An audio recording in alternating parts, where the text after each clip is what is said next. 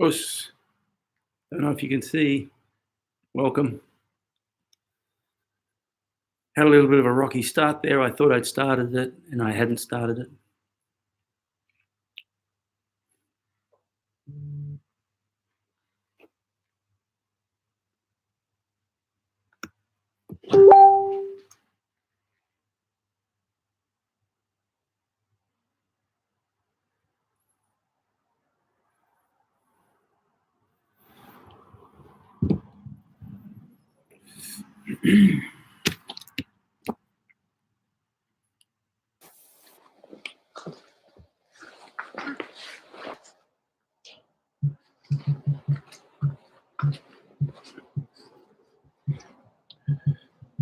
G'day, welcome. A few minutes late today. I don't know what happened. I tried to start it right on time and I think I pressed the wrong button. For anyone under 40, you have no idea how difficult a computer is for someone over 60. It's like my friend in New York, Annie Gottlieb, says, it's like a second language. Oh yeah, see what's happened. I think I've accidentally started too. I don't know how, but I'm here now. I hope you'll come. Chris just said there's 5 waiting on the other one. I don't know if there's any way we can. Bring them over here, Chris. I only have one window open, so I'm not too sure what I've done wrong.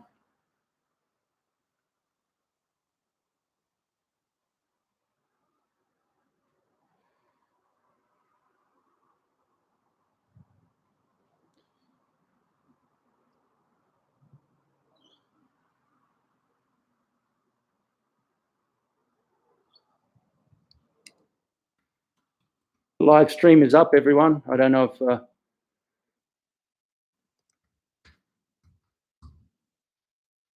if we can see it. Got a few people telling us, hey Vin, sorry about what happened there. I'm not too sure what happened. I still don't understand this technology very well. But anyway, let's see how we go. We'll get a few people. Today we're going to have another fun session. We'll have a bit of a warm-up, stretch. What's Robert? Good to see you, buddy. We'll do the countdown. Got my deck of cards here. Today we're adding the 5 of spades and the 10 of diamonds. So that's 5 sit-ups and 10 diamonds. I'll just put them in the deck somewhere now. Like that. And hopefully that little mistake I made with starting 2 different streams, I don't know how I did it. I just thought I was doing the right thing. But that'll teach me, and I'll try not to do it again. Hope everyone's going all right. So we'll get started in a sec. Today I'm going to talk a little bit about stances. And I actually had my own ideas about stances. There's a few major stances we work on. There's 16 stances in Kyokushin, and many of them really are nothing more than formal stances like Musubidachi, Yoi, and so on. They're not fighting stances, but of all the other ones even, most of them are transitory stances. So what I did is I took a few notes. I went back and I read up on what Solsai was teaching, and it's always good when you have an idea in your head and it's confirmed by Solsai. Sometimes you have an idea in your head and there's no confirmation whatsoever. Us, Clarence, good to see you, buddy. But anyway, we'll talk about the stances after we have a warm-up, and we'll hit the cards. Jamie, good to see you, buddy. I hope Maddie's there too. Let me know. Good to see you both online. And Tiger Kun, I don't know if you're going to be there. Raj, Us, Raj, all the way from Nepal. So South Africa, Nepal, Tambourine Mountain, India. We've got them all. Okay. We're doing the deck of cards after we warm up. We're getting in there. Like we don't have too many days to go. Friday today, Saturday, Sunday's a rest day. Then we've got about another, I don't know, 7 or 8 days, and they've got the full pack. Troy, how are you, buddy? Good to see you. Now, someone asked yesterday about, the other day, about the uchi uke. I'll just run over that first. They left a message and asked, was there a double hip motion? You know what? I would say under pressure against a non-compliant opponent whose objective is to hurt you, whatever your hips do, your hips will do. But for the sake of the technique, the question was, when I rotate my hip here for the uchi-uke, does it stay there? When I rotate my hip, is there another hip motion? Two schools of thought, both are acceptable. Okay, in Kyokushin, we tend to lead the hip forward, and that serves a slightly different purpose. If you could imagine my arm coming up like a tensho movement from the side, there's your uchi-uke, and my body stays at an angle. See that? And I bring it up there, and this is ready, and that's very valid as well. Well, then what you get is you get the hip motion this way and the hip motion back. That double hip motion. But in Kyokushin, we tend to go forward, and I think I would tend to go forward under pressure. From my experience, under pressure against non-compliant opponents, you get that movement in, and then you need to move in behind it. Okay, so Vince, good to see you. I think was it your question about the double hip movement in the uchi-uke? But anyway, I was just going over that before we got started. Harry, good to see you. And Rochelle, always nice to have you back. It's good to see everyone's still healthy, obeying all the social distancing rules. Someone said something funny. They said, I just wish this social distancing thing was over so they could go back to social distancing under their own. But anyway, look, stay healthy, stay careful, follow the rules, and we'll get going. We'll start with the warm-up, then the deck of cards. It's going to be a goodie. No cheating, no sitting back on the sofa and watching. You've got to join in. Okay, we'll get going, yeah? Is that good? Might just see if I can lower it a little bit. There. Okay, that's good. Beautiful. Hitch. Hey, son, she, go, go. Atta, yin, son, she, go. My knees are short at the moment. I don't know what's happened. I think it's just time. Okay, squatting deep. Try to relax your lower back. And coming up, let the back flock. So from the side, I'm just going to squat down. And then I'm going to come up and just flop. If your hands only get to there, that's fine. Let gravity do the work. But I'm just going to flop down. No pressure to try and get the hands on the ground. Just going to flop down.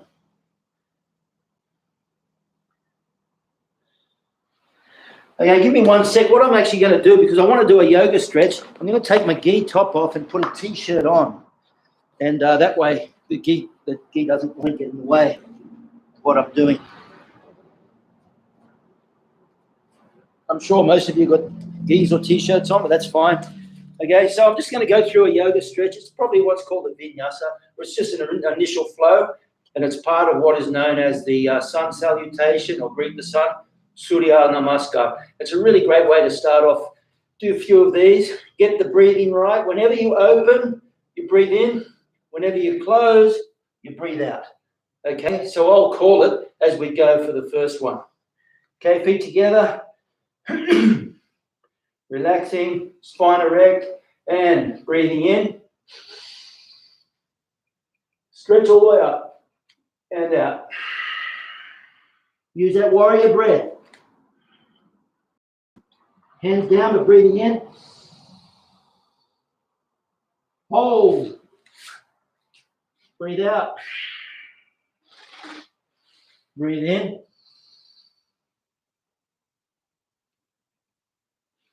And out. Okay, in this position, you want to lengthen the distance from your hand to your hips. So I'm going all the way back. Let the head relax. Just breathe normally using that warrior breath, like a soft ibuki with your mouth closed.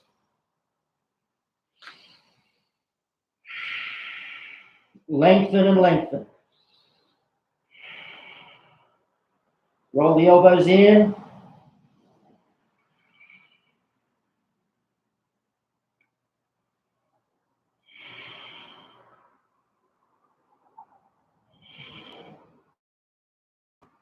Breathing in. Coming up. Breathing out. Breathing in. Reach up and breathing out. Let's do that again. In. Out. In. Hold. Out. In. Out.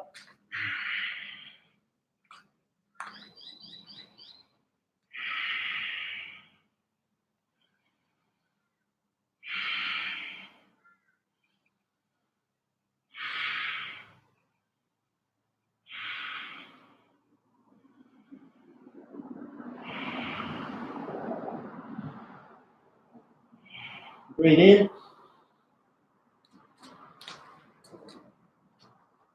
Out. In.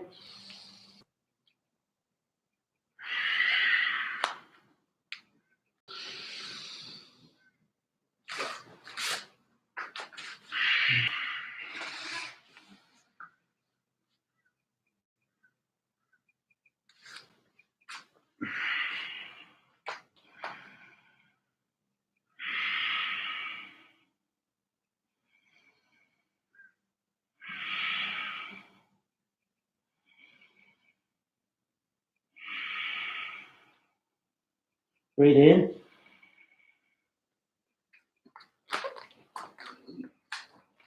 Out.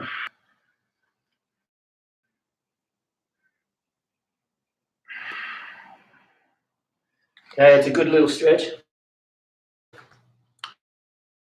I'm clearly not a yoga teacher, but you don't have to be able to do that stretch. You just take it to your own limit and just relax. And the more times you do it, the better you'll start to feel. Daniel, good to see you. I was wondering where you were. There was two Daniels there. Fantastic. Okay, we're going to go straight into the deck of cards now. I think it was the 10 of diamonds and the 5 of spades we added today. No cheating. You can't just watch. That's not fair. You've got to join in. You know, let's go. First card, 2 of hearts.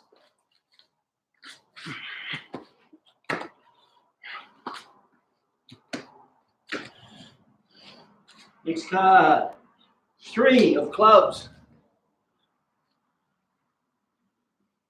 No rush. Get through it. Next card, Jack of spades. It's 11 push-ups.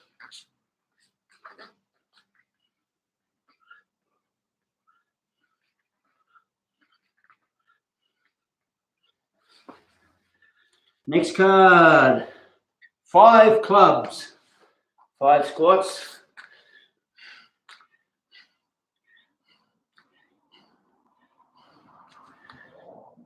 Next card, 6 of hearts. 6 burpees. One of the toughies. 1, 2, 3, 4, 5, 6, 2 diamonds.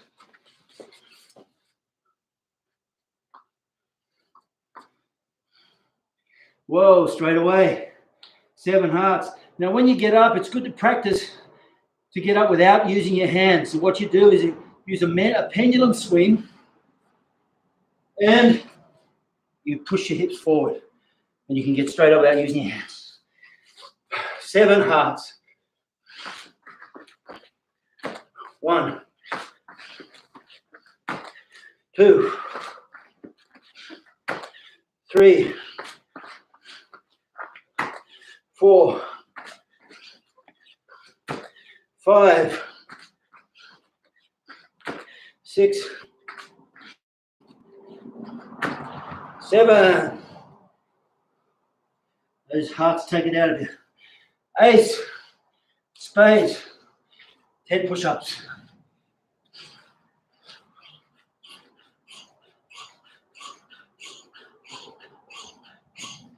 Gee, I'm feeling it today. I had a workout this morning. But anyway, 10 diamonds, 10 sit-ups. I'd probably say I feel it every day, which I do. It's just going to get harder, I think. 9, 10. As the deck gets fuller. If you're a little older and you can't keep up, don't worry, just take your time. Even now, I'll take a breath as I'm talking. There's no race. Queen, diamonds. So I'll just stay here. It's another 12 sit-ups.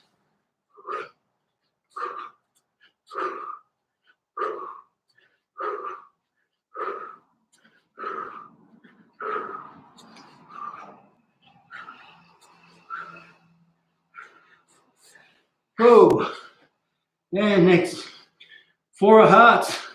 Some toughies following toughies. All right, how's that angle? 1,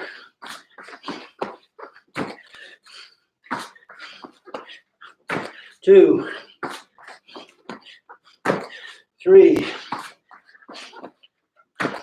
4. 4 burpees. Whoa, straight away. 8 burpees.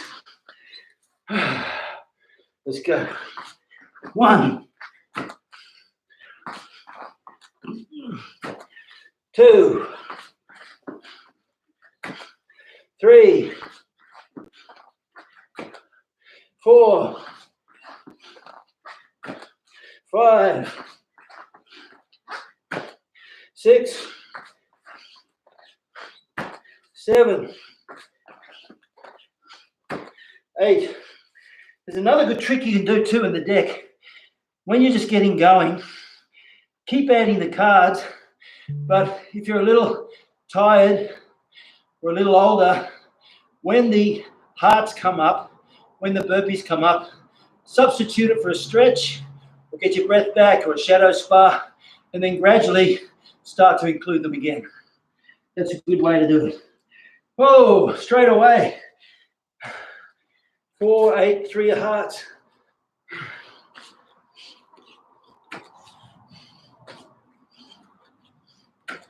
Got no one else to blame except myself for this terrible shuffle.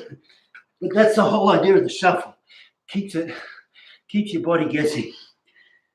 King, clubs, 13 squats.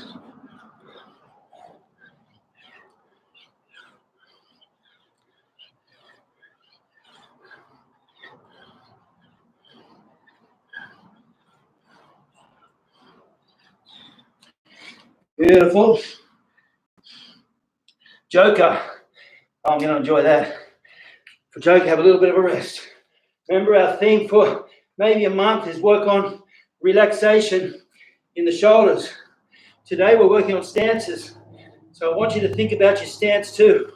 So also I said there's 2 primary objectives for a good stance. And the most important one is balance. So let your stance always allow you to move with balance.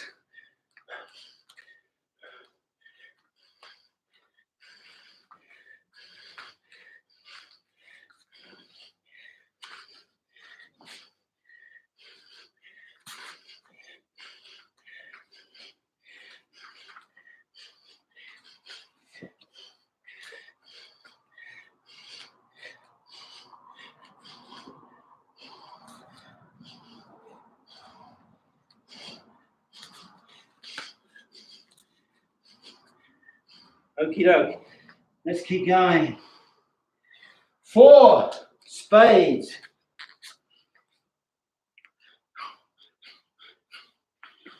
4 push-ups. Next, 3 diamonds.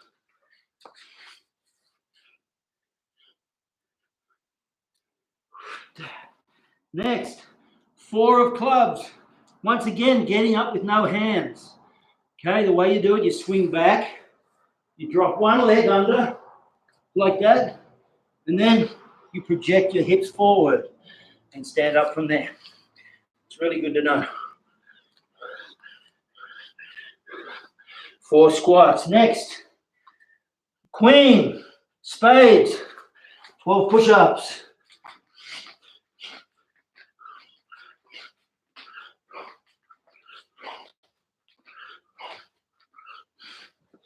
Next, 2 of clubs.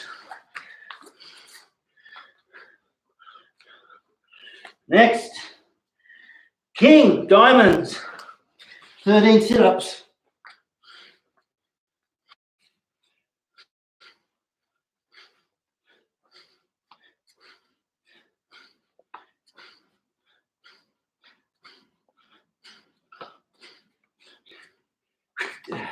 Next, king of spades, so 13 push-ups. So again, we practice that skill of getting up without putting our hands on the ground.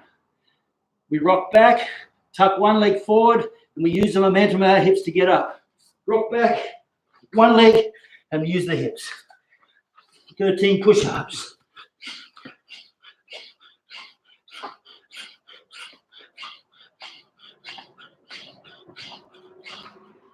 Beautiful. Next, jack of clubs, 11 squats. So you can make that a goal of your workout, is not to let the hands touch the ground unless you're doing push-ups and burpees. I think that's 11. I'll do another one just in case. And 5 spades.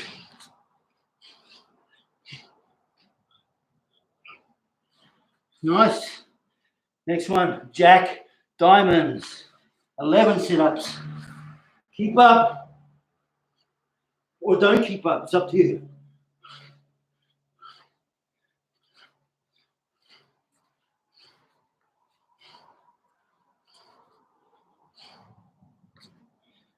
Next one, 4 diamonds, 4 more sit-ups.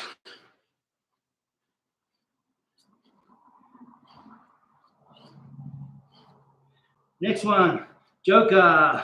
I'll take that. Another shadow spa. Okay, so for your stance today, we're working on stances. So I want you to feel balanced as you move. Just move softly. Don't ever overextend so you lose your balance. Or don't throw too much weight so you lose your balance. There's a time and place for that. But when you're shadow sparring, it's not it. Sometimes the worst thing you can do is have a heavy bag. When you have a heavy bag, you can't help but try and hit it hard. And the same thing then transfers into your shadow sparring. When you shadow spar, it's like,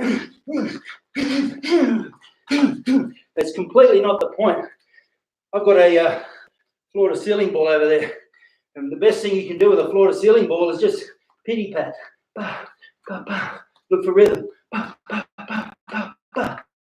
Bah, bah, bah, bah, bah, bah, bah.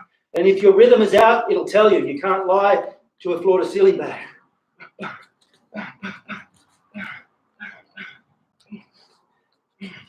On the floor-to-ceiling bag, you give it a good whack and move off. As it comes in, you move off to the side. Boom, boom, boom. One day I'll set up the camera and show you on the floor-to-ceiling bag there. Boom. Okay, that'll do for shadows. Next one. 2 spades. 2 push-ups. Beautiful. Next one. Queen clubs. That's 12 squats. 1, 2, 3, 4, 5, 6, 7, 8, 9. I take my hands all the way down, so I measure how far I go down. Touch them on the ground each time. Next card. Whoa. 5 of hearts. 5 burpees.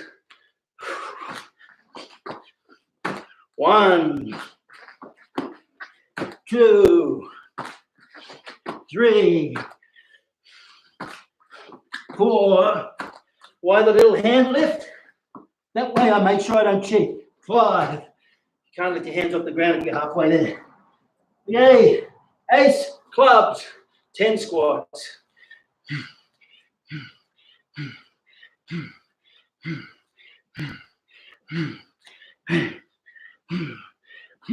10. Next card. 3 spades. 3 push-ups. Next card, lucky last, 10 diamonds, 10 sit-ups.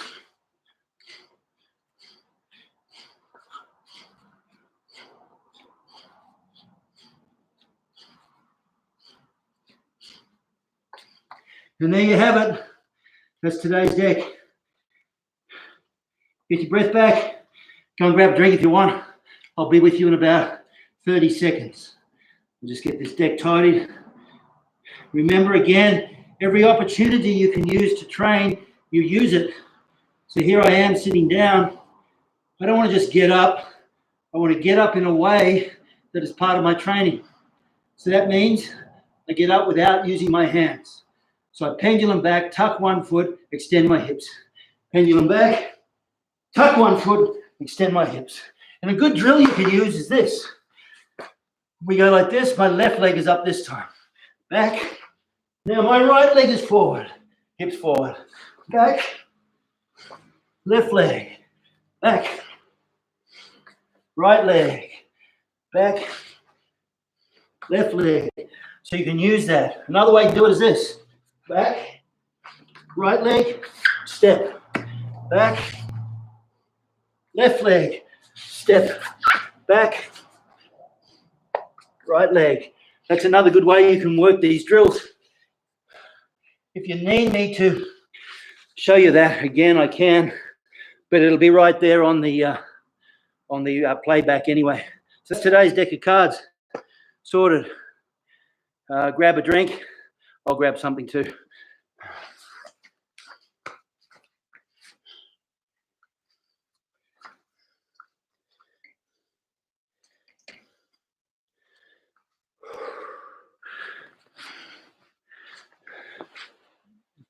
Okay, so I mentioned, but let me just have a quick look, see who we've got. G'day, everyone. Frederick, good to see you, buddy. Thanks for coming all the way from Scandinavia. Tiberiu, how are you? From Poland from Hungary via Chicago. Tiberiu lives in Chicago right now. I don't know what time it is there. It must be pretty late. Vin. And yes, good footwork drills. And Tiger, good to see you, buddy. Tiger, burning bright in the darkness of the night. Good on you, buddy. Tiger's one of my students here at the mountain, and he's been doing the deck of cards every single day without fail. Good on you. Yeah, who shuffled that? That's exactly right, Chris. I asked the same question, but the problem is I got no one else to blame. Oh, well, good. Okay, listen. Yes, with the shadow work, the beauty of shadow sparring is you can get it right out of your head. You try and have to hit hard or try and do anything. All you're doing is looking for BRATS. Okay, remember BRATS, the acronym that I use. BRATS is balance, relaxation, timing, and speed. You put those 5 together and you have a punch. Okay, Wyatt Earp said speed's good, but accuracy's better. Okay, if you're really so fast, but you miss all the time, you can be a fraction slower, but accurate, it'll make all the difference. So balance, relaxation, accuracy, timing, speed. It's worth talking about timing there. There's in Musashi's Book of 5 Rings, I'm sure you've all read it, or if you haven't, one day you will, no doubt. And Musashi's book says there is timing in everything. Okay? It's 12:30 in the morning in Chicago, Tiberiu. Well, hang in there, buddy. We'll only be another half an hour or so, I think. Okay, so Musashi says there's timing in everything. Now, right now, would you believe it's going to take me a couple more years because I want to do a good job. I'm doing a new translation of Musashi's 5 Rings.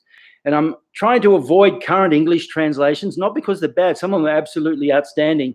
And what I do, like when I used to translate soul size work, for example, the 11 mottos or the Dojo Kun, I would translate it in a way that I thought was accurate and convey the spirit of what was trying to be said. It's always the problem with the translator or the interpreter.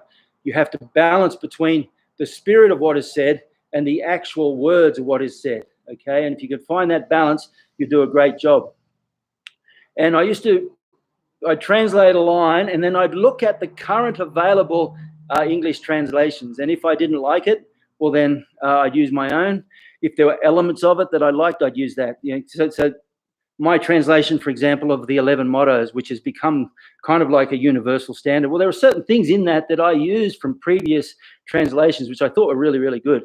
But other areas I thought it's challenging. I recently did another translation of a certain Okinawan master who had a series of mottos, and I'd read everywhere some translations, and in fact, one very highly accomplished gentleman. Just a tick. His name, I won't mention his name because I haven't asked for his permission, but he actually paid a professional translator to do a translation. But the problem was the translator didn't understand karate, so sometimes you don't know when someone says you do a seiken. Well, if you're not used to karate, what you'll translate that into, well, you'll do a correct fist, or do a shuto, well, you'll do a hand knife. So that balance between good translation and understanding what has been spoken about is really important. Okay, and Glenn Pritchard, hi mate. I hope Nate and Shay are there, are they? I hope so. Good to see you on board. Thanks for coming. Okay, so the reason I wanted to talk about timing, in Bratz we have balance, relaxation, accuracy, timing, and speed. I used to say balance, rhythm, accuracy, timing, and speed, but I realized that in the Musashi's book, the word that he uses for timing is actually in Japanese, funnily enough, the same word is for rhythm. And when you analyze it, it makes a lot of sense. And the reason I use timing in Bratz rather than rhythm is because timing is rhythm within yourself. So you get the timing between having all the body parts in the right place at the right time. That's one of the most effective phrases you can use when it comes to analyzing your technique. Make sure all the body parts are in the right place at the right time. And then you just transfer to make sure the body parts are in the right place again. And then the right place again and again. And make sure each time that the body parts are in the right place at the right time, and you won't go wrong. Well, timing is just that. Timing is that rhythm within yourself. Now, I have another acronym which I add on to Bratz. Bratz is developing technique within yourself. Balance, relaxation, accuracy, timing, and speed. Bald Bratz, and I'm not bald yet, but I'm going to have a haircut soon. But anyway, bald Bratz is timing in relation to a partner now. Okay? So that means your breathing. You time your breathing properly. Your angles, B-A-L-D, bald Bratz. Breathing, angles. Leverage, which is a form of timing. When I time my technique correctly, it becomes a form of leverage. I optimize everything by taking advantage of my opponent's movement. That's leverage. And distance. Always you're working your distance, your balance, your balance, what did I say? Your breathing, your angles, your leverage, and your distance. That's the bald Bratz. You put them together, bald Bratz, breathing, angles, leverage, distance, balance, relaxation, accuracy, timing, and speed. You've built up your own technique, and now you're putting it together with a one-on-one with a training partner or one-on-one with an opponent.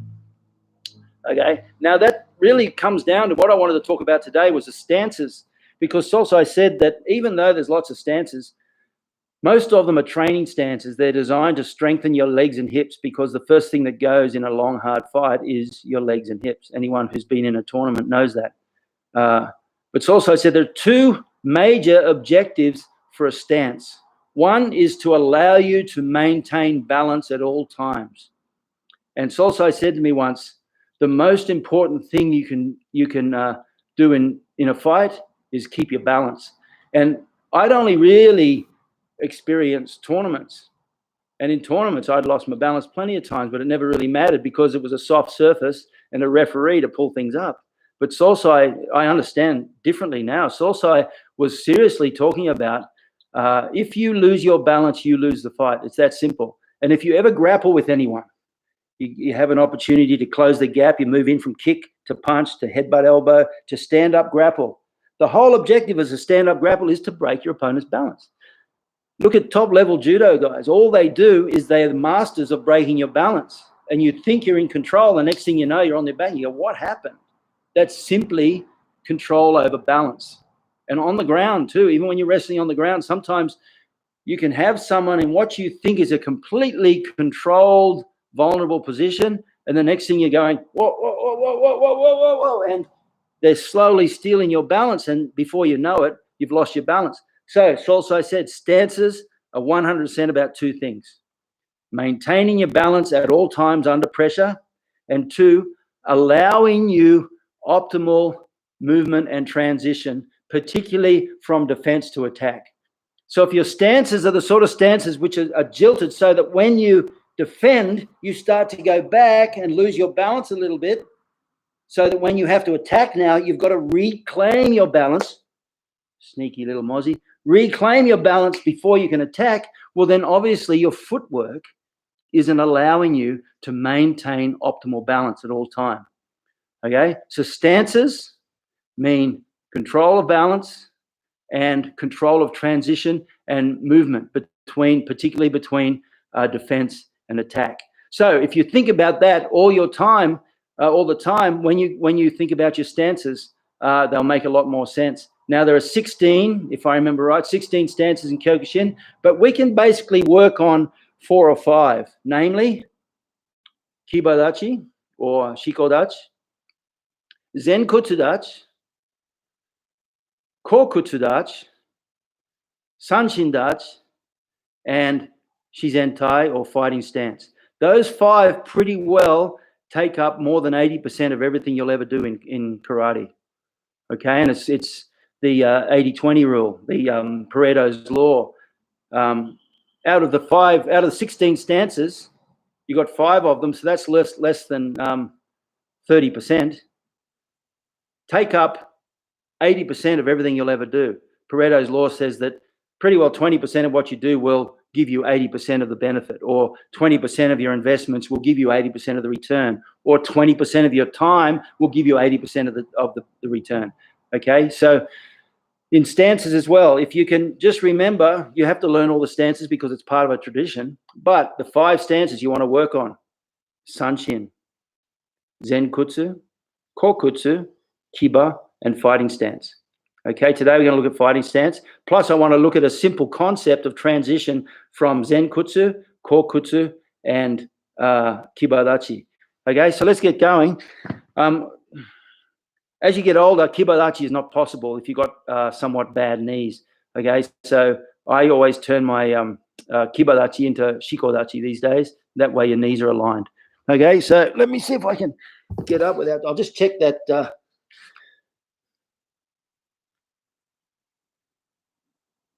Okay, good. So,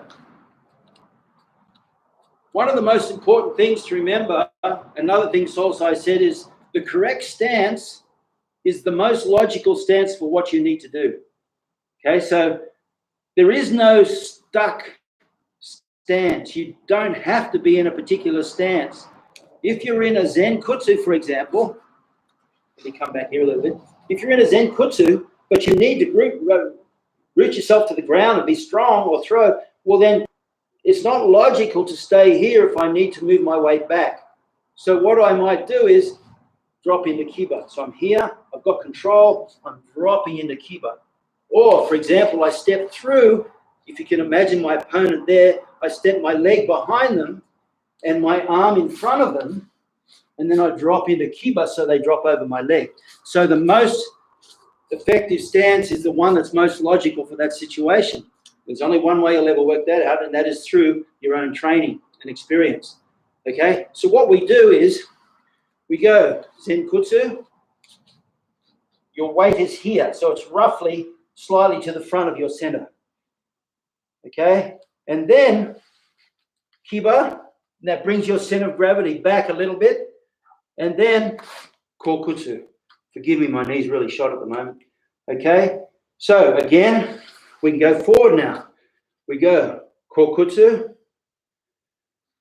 step into Kiba, and then push forward. If you're young and strong, you can do that in a fast flow motion. Zenkutsu, Kiba brings my weight back a little bit, and Kokutsu brings it back even further. Now, these are training stances.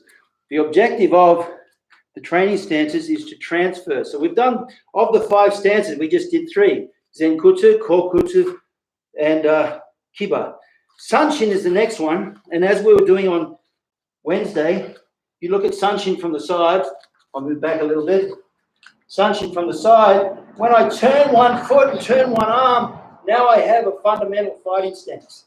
Okay, and a fighting stance should allow perfect balance and it should allow perfect mobility. That means it's roughly the length of your walking gait. There's your fighting stance length. It's just the length of a normal walking gait because that's the most natural length to you. Okay, if you fight like this and it was best you'd walk like that, you'd be a member of the silly party, I think. It's not natural, so you come forward. Now, what I want to work on today is a really powerful concept. I forget who it was. Please forgive me. I read the comment someone left, and it was a really good comment. I was talking the other day about where to place your weight in different techniques. Whenever you throw a punch with your left hand, your weight goes to your left. Whenever you throw a punch with your right hand, your weight goes to the right. And that's a simple, but very powerful concept. Weight left for left, weight right for right. The problem is most people will go weight left for left because the front leg is there. Even when they throw the right, they'll put the weight on the left leg. And you'll see this happen all the time. The guys will throw the punch and the foot will come up in the air like they're bowling a ball down the alley. Okay? You don't want to have that. What you want to do is that comment that one of the viewers left, please forgive me, but it was a really good, and I went looking for the book. He mentioned that in Jack Dempsey's book about professional fighting, he calls it, I think he called it the falling step. So it's like you want to fall down into the step to get your weight correct. Yeah, it says, yeah, you can all read what Vin's written there. You can work on that where you go into in Pinan number 2. You get that transition from stance to stance. It's very good. Okay, so in Jack Dempsey's book, he calls it the falling step. And what he means by that is you can be here and you optimize your weight by bringing your weight forward. And I used to do a movement, which I think I mentioned Wednesday, is under normal circumstances, you're moving and you're like this. But when I need to bridge the gap quickly and my opponent's movement starts to slow down, I'll take my knee, not over my ankle, but over my toes. So I'll be doing this sort of movement. Bang, bang. And then as I come forward, instead of bringing my foot back, I'll just leave it there and bring my knee forward. And now all I need to do to bridge that gap is lift my knee because my weight is committed forward. And you get that timing. And that automatically puts your weight in your left leg for your left hand. The only other time that I've used a right punch with my weight left is in a tournament once when the fighter, that was an international tournament, the fighter nailed me with a leg kick. But as he threw it, I blocked and brought my punch in at the same time. So I used that L part of ball, the leverage. I used his timing against him. So as the kick came in, I could get the punch and I got the knockdown. Okay, so the stances we want to look at, constantly maintaining balance. And when you're doing shadow sparring, you can spend days, weeks working on nothing more than your balance. Boom. Move around, work on the different footwork skills, half shuffles, splits, that sort of thing. Turn off the circle in the sabaki motion, half shuffle forward, half shuffle back, off to the side. Whatever you're doing, maintain your balance. Never overreach to the point where you're losing your balance. Sosai says that all stances need your body to be upright. All stances are upright because that maintains your balance, whether you've got to go forward or back. Okay, now I want to work on a little drill. Once again, I'm going to roll my pants up so you can see my ankles. No comments from the gallery about my ankles, Chris Dunn. Remember, whatever I've got, you're going to get too. Okay, so you can see my ankles now. Here's a little drill which was taught to me by Benny the Jet Urquidez, one of the greatest, not only fighters, but teachers. If you get an opportunity to train with Benny, he's coming out, hopefully by the end of this coronavirus. He's due to come out in the end of the year. Jump on board, try and get onto a seminar with him because he will teach you things that make you shake your head. So powerful in their principles. Okay, so here's a simple principle that you can work. Remember the other day I said always have one heel off the ground. Okay, well that heel may not necessarily be your back. If I throw my left hand and I lift that heel off the ground, that will force my weight forward. See that? I throw my left and my left heel comes off the ground. Okay, when I throw my right, I sit down. Jack Dempsey says a falling step. I call it a sitting step. We always say you sit down in the step. Watch, when I throw that right, I sit down and see my heel comes off the ground now. And I have my toes, my ankle, my knee, my hip, my lat, my elbow, my hand, all in alignment. Don't over twist so your foot's facing over there. Don't under twist so it's there. Don't over twist so your knee's there. All those are little wasted energy motions. You want everything generating forward. You just practice that. And you can practice that on a surface too. It's like, doesn't matter what you use, just lean on the surface with your right hand and then put the weight on the right leg and then lift the front foot off the ground. And that will help you develop the feel of having the weight in the right leg for the right punch. There. Just lift it off. Now, if you find you're doing this, and then you've got to do a whole change in body weight and position to lift the front, that's a good pointer that something's fishy. Okay, what you should be able to do is, as you throw it, it takes virtually no effort to lift the front leg off the ground. That means your weight is correct. It means your weight is on the right leg for the right punch. For the left, there, I lift my heel off the ground. For the right, I lift the heel off the ground. So you can work that as a drill, and it's a very good drill. Left heel up, right heel up, left heel up, right heel up, left, right, move around, boom, left up, right,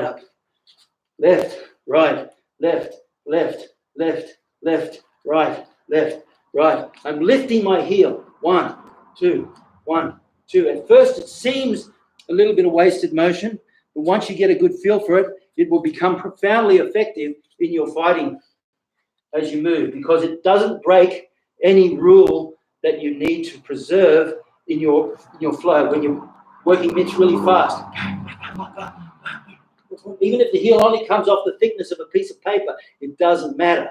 What's important is by bringing the heel off the ground, you leverage the weight in that leg. I lift this heel off the ground, I leverage the weight in that leg. Lift it there. So for a 1, it's there.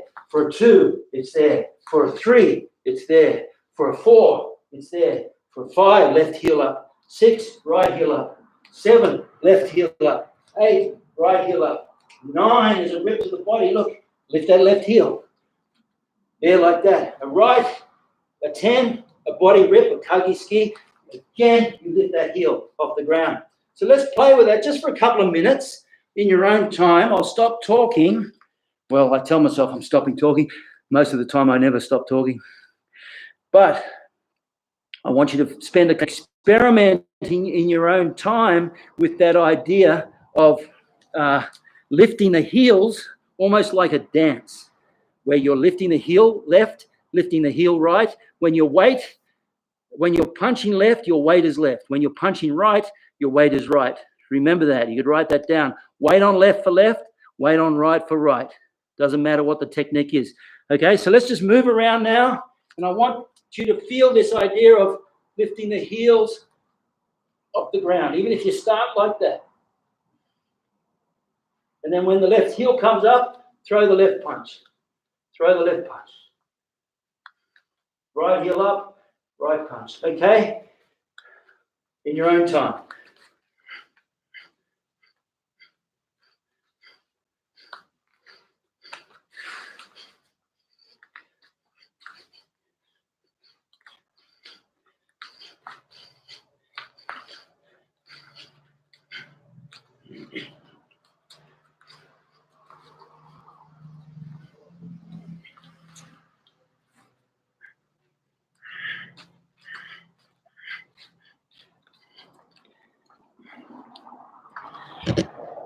Keep going.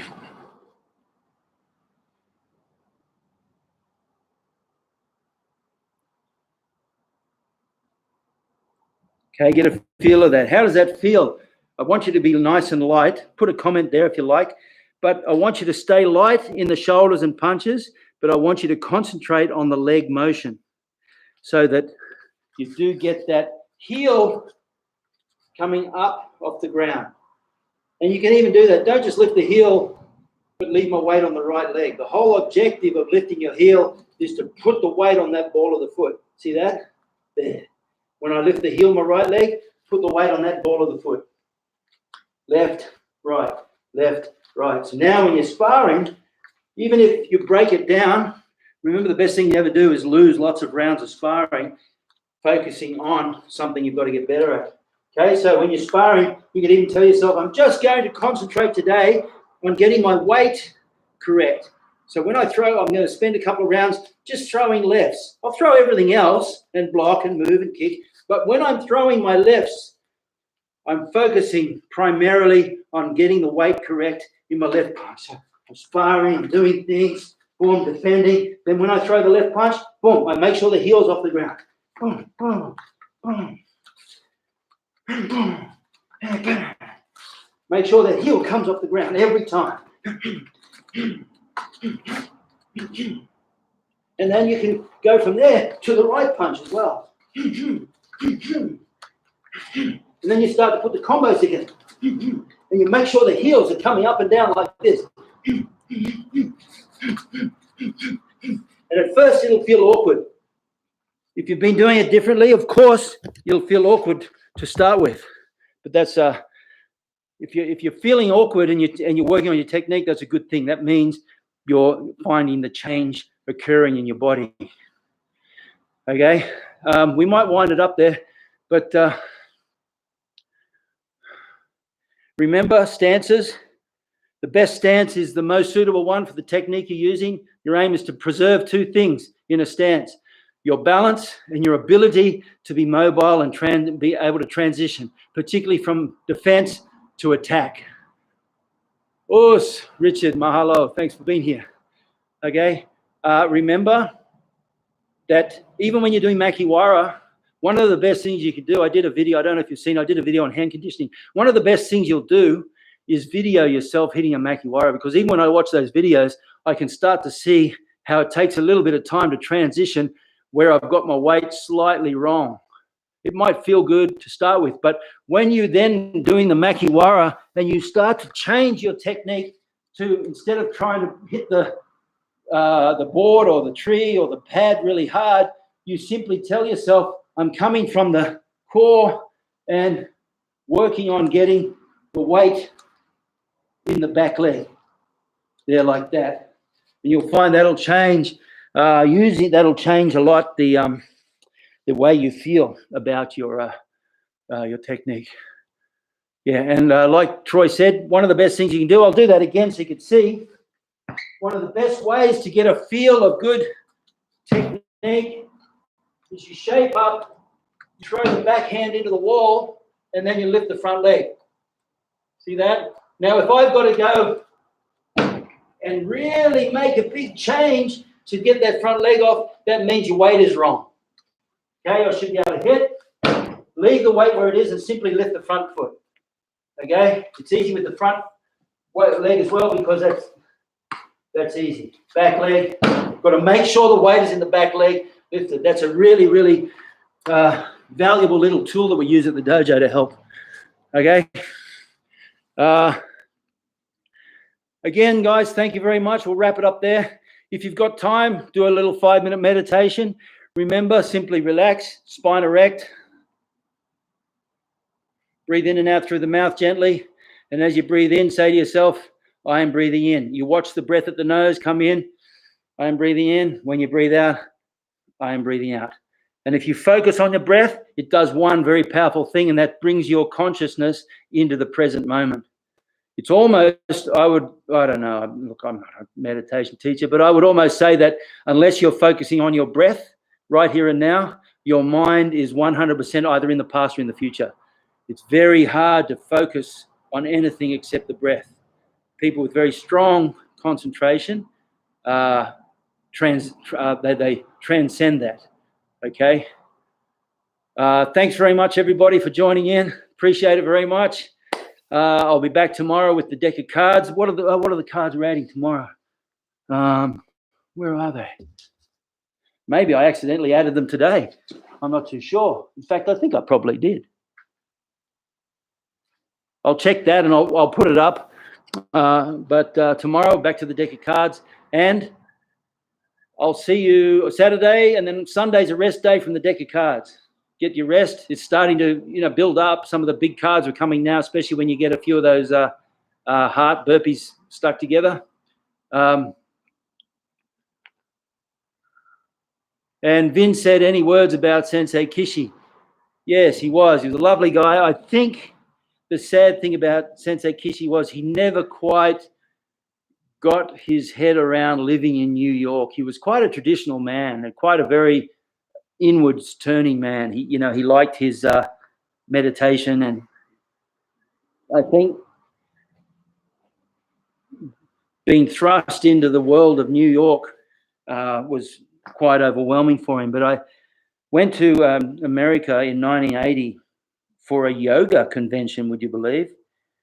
Initially, I was going to go and train in New York for 6 months. And Jack Sandlescu and Annie Gottlieb, shout out to Annie if you're there. Hi. It was Annie's birthday the other day. I met Annie when she and Jacques were in Japan for the 1976 All Japan, the 8th All Japan Championship. And we remained good friends after that. And I wanted to come to New York and train, and they recommended I go and train with Sensei Kishi. So I approached him. He was very, very kind. And I was going for 6 months, but I'll be perfectly honest with you. I'd fallen in love with the yoga so much. And I don't mean the hatha exercise yoga. I'd been in LA and I'd experienced some really nice meditation type yoga. And so I was so taken by it that instead of going to New York for 6 months, I'd been in LA, California for a month or two. And then I was going to go to New York. I went for 2 weeks. And then I turned around and went to LA, and I got absorbed into I was working in a yoga ashram. I wasn't a monk or anything. I thought about it, but I was able to go and work in this ashram, but absorb myself and surround myself with people who are doing a lot of meditation. So unfortunately, I didn't do as much karate as I wanted to then. I did do some interesting training in LA during those months, but I ended up going back to LA and was there altogether for about 9 months, 9 or 10 months. But in New York with Sensei Kishi for 2 weeks, and I lived at his dojo for 2 weeks in the dormitory. There was another young gentleman there, Japanese guy, who was a green belt at the time. I was a brown belt, I think. This was 1980. But he was also a top judo player. And I remember my last session at the dojo, I was going back to Australia, so Kishi kind of sicked him onto me. And I had to really fight hard. And in the end, I prevailed. But every time I get close, he'd grab me and bang, I'd end up on my back. Bang, I'd end up on my back. And that was, interestingly, one of the first reasons why I took a great interest in grappling. I thought, well, this isn't good enough. I was smashing this guy in the stand-up, and every time the pressure would be on, he'd just grab me and throw me. So I started to do a little bit after that. But anyway, that's enough for the story today. Alan, Us, thank you very much. Rochelle, great to see you. And Raj, Clarence, all the way from South Africa. Vin from India. Raj from Nepal. Mike Clark, Us, domo arigatou gozaimasu. Mike, all the way. He's an overseas boy too. He's all the way from Tasmania. Unless you've moved. I don't know if you've moved. Have you, Mike? Raj, Harry. Thank you, everyone. I appreciate your time. Us. See you Monday.